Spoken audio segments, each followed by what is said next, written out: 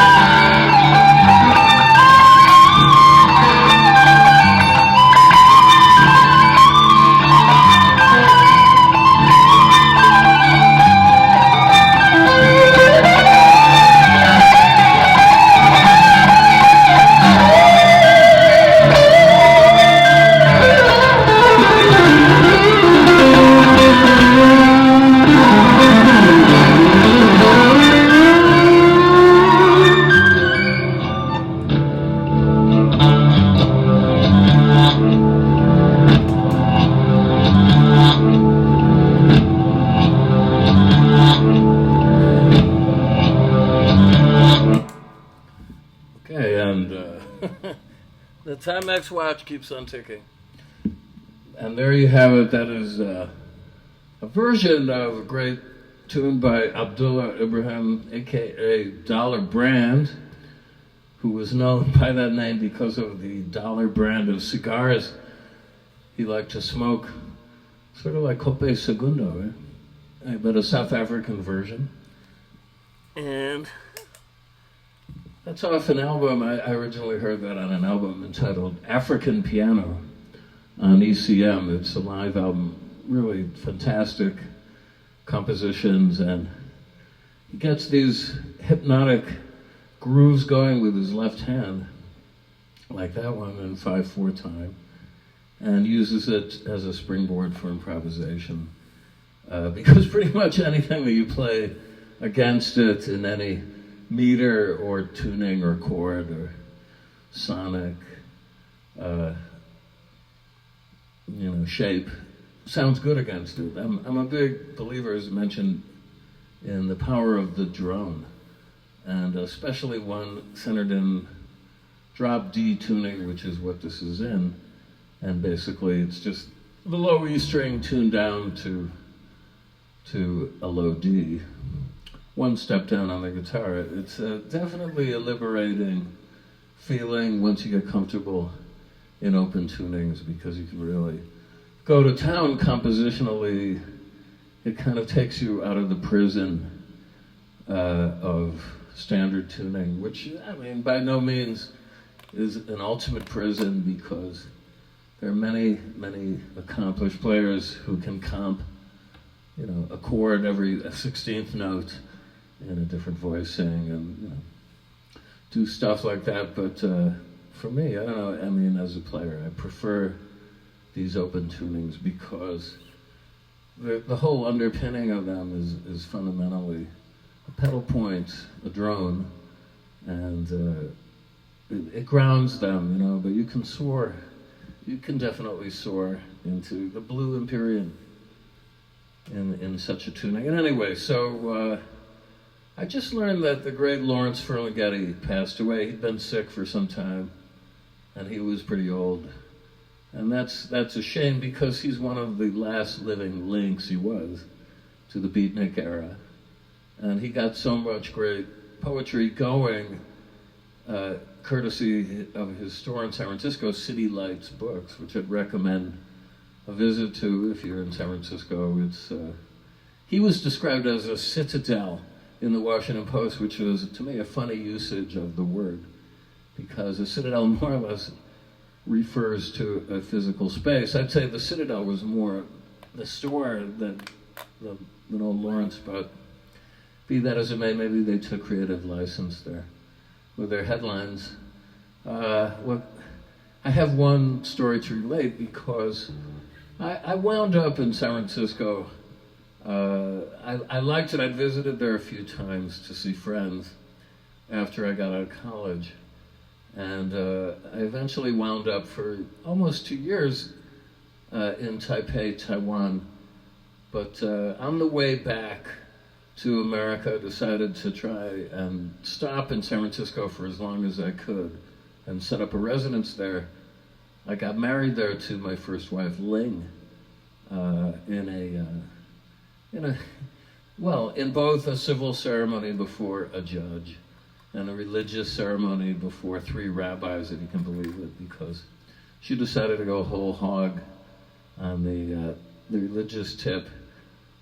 She was very much partial to Jewish culture, and she had lived in Israel for a while. Chinese woman from Singapore, my first wife. But anyway, in stopping there, I set up camp with her in a little studio apartment on Green Street, which is right, sort of, it's in technically the Pacific Heights area, which is considered a very Tony part of San Francisco. But, it was a modest sort of beginning, but we were happy in this small place until the morning. I remember that we were awakened about 6 a.m. by a minor earthquake, which shook things up. But we survived, as did the city. And anyway, at one point, I was spending a lot of time at City Lights Books because a very, very good friend of mine, Francis McCarthy, who I knew from college, was employed there as one of the very knowledgeable clerks. And along with Francis was another kid named Vale, V-A-L-E, who you hipster literati out there might recognize for a great series of books that he put out under the rubric research, one word, but with a capital R-E, capital R, small e, capital S-E-A-R-C-H. He put out a whole series of books that were devoted to esoteric, tribalistic, postmodern, ad infinitum, ad nauseum art, including body-piercing tattoo art, the work of J.G. Ballard, one of my favorite science fiction authors. All sorts of esoteric knowledge was part and parcel of research's purview. And they're probably worth something. I don't think they're still in print, but you could probably find them in antiquarian bookshops all over the place. Definitely worth checking out. So Vale was a friend, and at this point, the nascent punk scene was just exploding in San Francisco. I mean, it had kind of swept the world, and this was at the point where it kind of washed up on the shores of San Francisco Bay. And I went with Vale and a bunch of other interested parties to many concerts that I joined. It was a Filipino restaurant by day. It was called the Mabuhay Gardens on North Beach. And at night, it was turned into a punkorama kind of a venue. I saw the Ramones play there for 2 or 3 nights and had breakfast with Danny Fields, who was an old friend at that point, to discuss this. I saw the Dictators with Richard Meltzer, introducing them, brandishing a grappling hook in one hand, and that was fun. There were some local bands who were quite excellent. There was one called The Nuns that had 2 lead singers, a very Jewish guy from the hood, I guess from Brooklyn, an expat, I forget his name, and then Chanteuse, who was definitely an ice queen in the Nico variety, who was known as Jennifer, and a really good band. Another band was The Dills, D-I-L-S, who sported later on Alejandro Escovedo, who was related to Coke Escovedo from Santana. And then he had a flourishing career on his own as a singer-songwriter, but then he was playing with this band with the Kinman brothers, Chip and Tony. And anyway, so it was quite a thriving scene, and there was a paper that was being published by a guy who later became my friend, and that was Search and Destroy. And it was a great, it was a fun time in San Francisco. So, as you know, I was curious about this punk phenomenon and really had come from Taiwan after playing in a band of my own creation that I kind of finished on a dissonant note. I'll tell that story at another date. I was looking for something to do. And so at that point, Vale's girlfriend was a woman who went by the name Vermilion Sands, which you J.G. Ballard freaks would know as the title of one of his best books. And she was, wanted to be a singer, and she was kind of a singer. And so she was the lyricist and singer, and Vale was in there playing drums, I believe, so I was playing guitar. I'm not sure if my wife, Ling, was playing bass at this point, but anyway, we had a rehearsal. We had one ill-fated rehearsal in the basement of an apartment building owned by Lawrence Ferlinghetti, who lived upstairs, and he was the landlord in this building. So we, had a little song list, and we rehearsed on our own. I remember one of the songs was titled Super Rich Greedy Man. I mean, what a classic title, isn't it? Is it not? And I think Vermilion wrote it. It was based on a book that was very popular out at the time called The Rich and the Super Rich. And that was one of, anyway. So we got set up in the basement and with these amplifiers that were brought down there by Vale, I guess. He trucked them down there, and a drum kit And we plugged in and played for about 10 seconds. And Lawrence Ferlinghetti came stomping down the stairs in the basement and said, "What is that horrible noisy shit? Turn that off immediately." So we complied. I mean, it was his domicile and his bat and ball.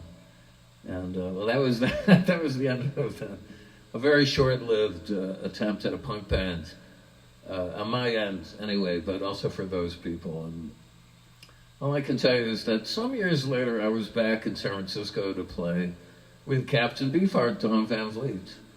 And we had 2 gigs there, one on North Beach at another club, and one at the old Waldorf, which was Bill Graham's club after the Fillmore had imploded or changed hands, or I don't know what happened, but it was Bill's club. It was like a supper club with music, kind of. It was a very adult scene, very civilized, as opposed to the Fillmore, which was teenage anarchy, acid heads, and later on speed freaks and runaways and hustlers, and well, anyway, all that rock and roll good stuff.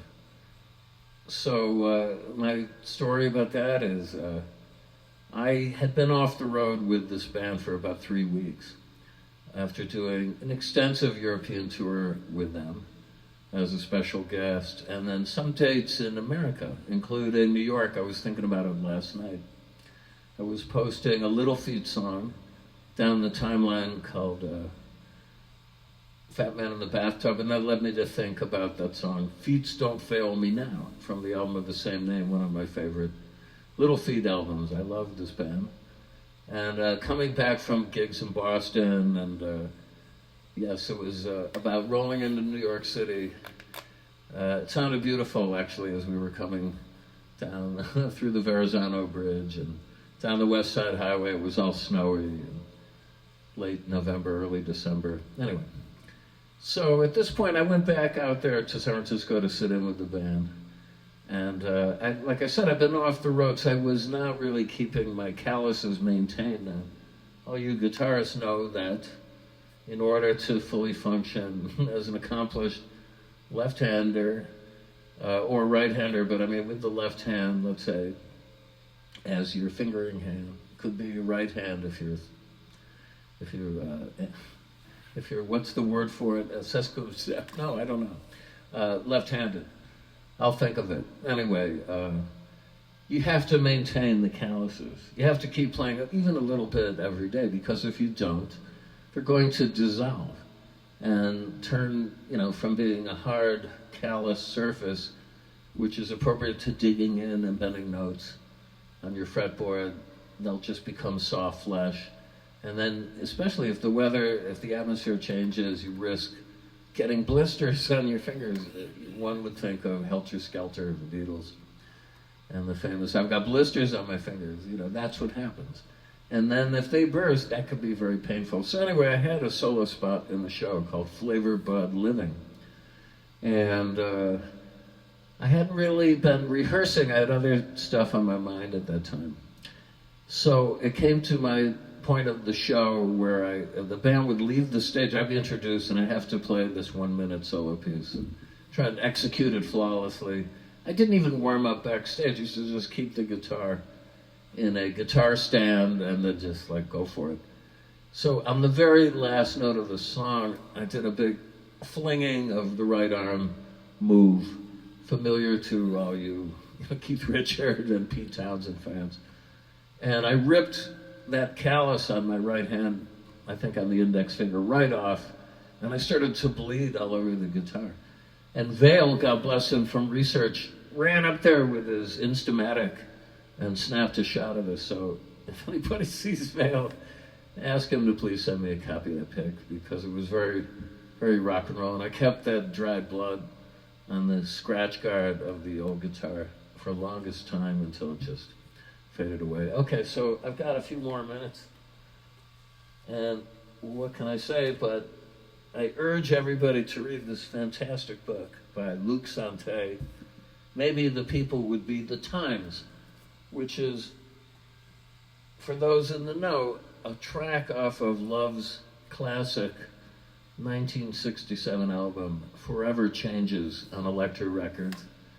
Every song is good on that album, and he chose it to put this book together.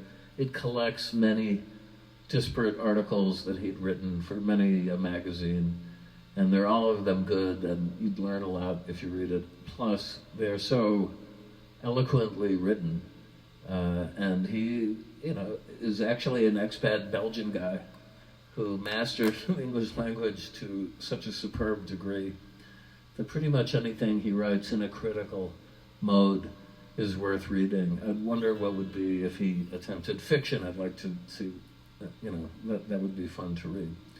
But check this book out, and I guess that's it. Or I'll do one last little improv in my Tesla mode here. Okay.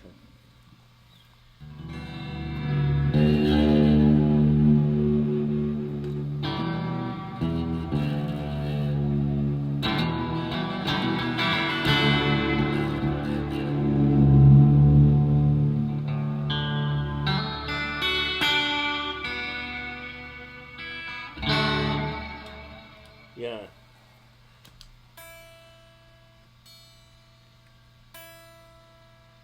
Even an improv should be more or less in tune, don't you know?